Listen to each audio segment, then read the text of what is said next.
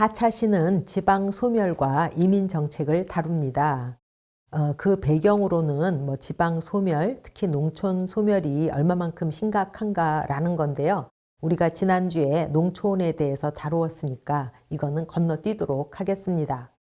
지역과 관계돼서요, 또는 지역 소멸과 관계돼서 전 세계적으로 그 이민 정책의 경향이 과거에는 중앙 위주에서 이제 이민 정책이 만들어졌다면 최근으로 올수록 지방 주도적으로 이제 이민 정책이 만들어지고 또 시행되는 어떤 경향이 있습니다.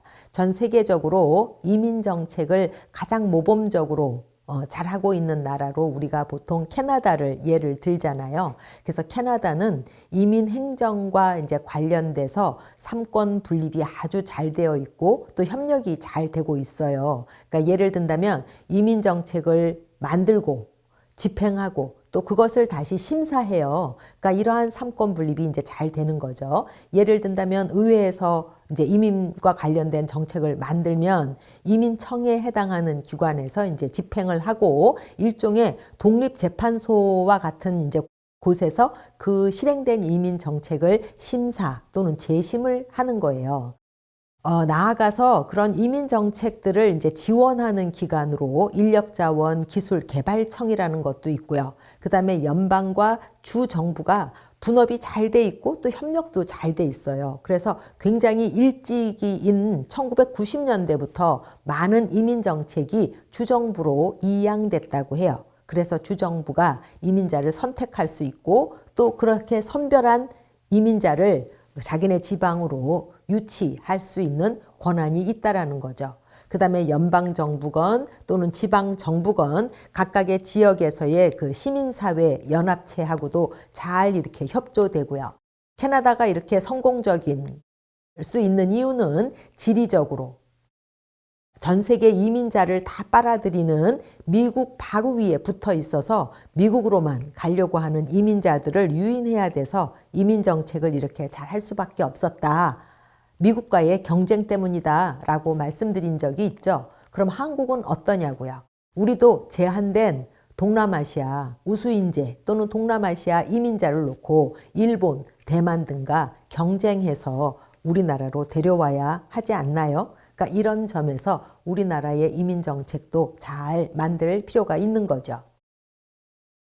그래서 법무부에서는 지역 특화 비자를 지금 시범 사업으로 하고 있어요.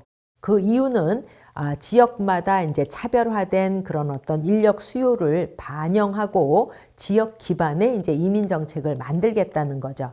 그리고 우리나라에는 중앙부처가 이제 시행하고 있는 여러 가지 지역 발전 정책들이 있어요. 예를 들면 행안부에서 하고 있는 인구 감소 지역에 대한 어떤 지원이라든지 또는 균형발전위원회에서 하고 있는 비수도권 지역의 혁신, 성장 계획이라든지 교육부에서 하고 있는 지자체와 대학 간의 어떤 협력, 사업이라든지 이런 것들이 있거든요.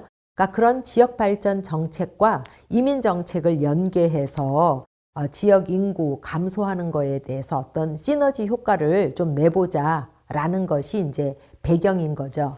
그래서 2022년 7월에서 8월 사이에 지역 특화형 비자를 이제 시범 사업에 참여하고 싶은 지자체가 이제 공모하도록 했어요. 그래서 여러 이제 지자체에서 공모를 했는데 5곳이 이제 선정됐다라고 이제 신문에 발표됐고요.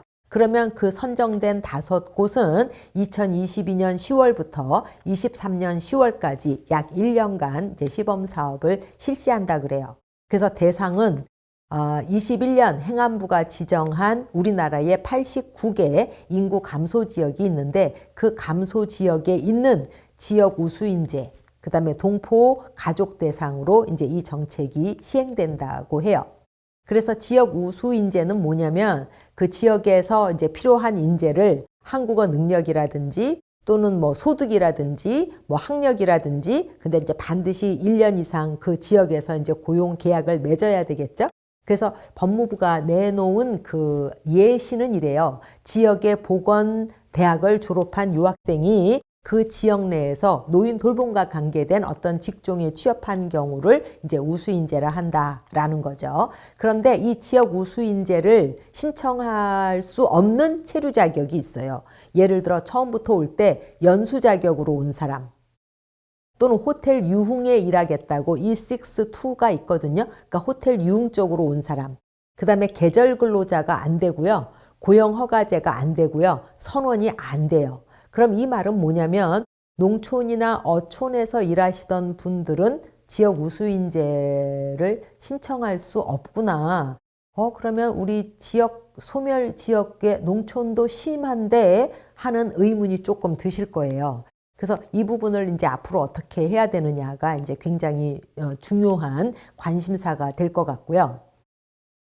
그 다음에 이제 어쨌건 이런 분들이 이제 우리나라에 와서 이제 지역 우수인재가 되면 처음부터 F2라는 이제 거주 비자를 주겠다라고 이제 얘기를 하세요. 두 번째 대상은 동포 가족이었잖아요. 그래서 인구 감소 지역에서 이미 2년 이상 실거주를 하신 분, 이제 이 경우에는 1인 가구도 가능하고요. 그 다음에 이제 도시 같은데 인구가 감소하는 지역이 아닌 큰 도시에 있다가 이렇게 인구가 감소하는 이제 소 지역으로 이사를 오시는 동포 가족 또는 이제 외국에서 지금 막 들어오셨는데 처음부터 인구 감소 지역에 정착하겠다라고 하는 동포 가족에 대해서는 F4 비자를 줘요. 그래서 본인과 배우자 다 이제 그러니까 본인은 F4 비자를 받고 배우자는 물론 동거 비자를 받겠지만 원래 F4를 받으면 단순 노무 못하게 돼 있잖아요. 그런데 이 지역 특화 비자로 들어오는 F4한테는 단순 노무도 허용하겠다라고 이제 인센티브를 주시는 거죠.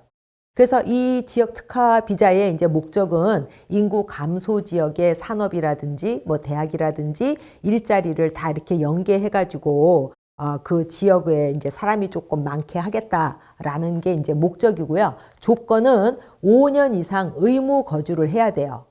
그래서 외국의 우수인재에 대해서는 거주 비자를 처음부터 줬고 그러니까 동포에 대해서는 처음부터 동포 자격을 줬잖아요. 그래서 비자를 먼저 그렇게 주고 1년 후에 체크하고 3년 후에 체크하고 5년 후에 체크해서 계속 그 지역에 살고 있고 취업을 하고 있으면 이제 계속 연장해 주지만 그렇게 안 됐을 경우에는 이제 그 비자를 취소하겠다라는 것이 이제 조건이죠. 그래서 혜택으로는 가족 초청을 가능하고 또 가족 초청을 장려하기도 해요. 예. 그리고 또 그 배우자의 취업 활동을 허용하고요.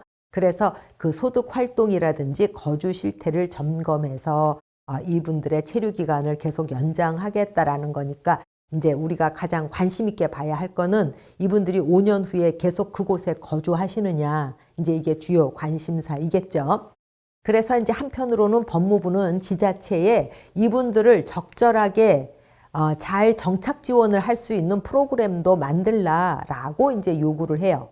그래서 이제 지자체에서는 그러니까 이게 지금 시범 사업이니까 지역 주민들이 이제 받아들일 수 있는 이런 외국인 주민에 대한 어떤 정착 지원에 대한 어떤 안들을 만들어야 되겠죠. 그래서 지역 주민하고 어떻게 잘 통합을 할 수 있느냐, 그 다음에 이분들에 대해서 어떻게 멘토링을 잘 해줄 수 있느냐, 이분들이 이제 커뮤니티를 어떻게 이제 잘 하겠느냐 뭐 이런 것들에 대해서 여러 가지 이제 계획과 논의가 활발한 걸로 알고 있습니다. 행안부에서 발표했다라는 그 인구가 감소하고 있는 89개 그 지자체는 8가지 지표에 의해서 이제 인구 감소 지역으로 선정이 됐는데요. 예를 든다면 연평균 인구 증가가 어떻게 되느냐, 감소하느냐 뭐 이런 거, 인구 밀도, 청년들의 순이동률, 뭐 주간 인구, 뭐 고령화 비율, 조출생률 이런 것 등등으로 해서 이제 인구 감소 지역으로 이제 결정한 거죠. 그래서 그 89개 그 지역을 보면 사실 농촌, 어촌이 상당히 많이 들어가 있어요. 그런데 지금 현재 지역 특화 비자 제도에 농어촌이 제외되는 거는 이제 앞으로 문제가 될 것 같아요. 이제 핵심은 지방 정부로 하여금 이민과 관계에 대해서 어느 정도의 전문성을 높일 수 있느냐라는 거죠. 그래서 그 지역이 원하는 정책을 이제 만들어서 스스로 시행할 수 있도록 그 지방 정부의 권한과 전문성을 확대시키는 것이 이제 가장 중요한 건데요.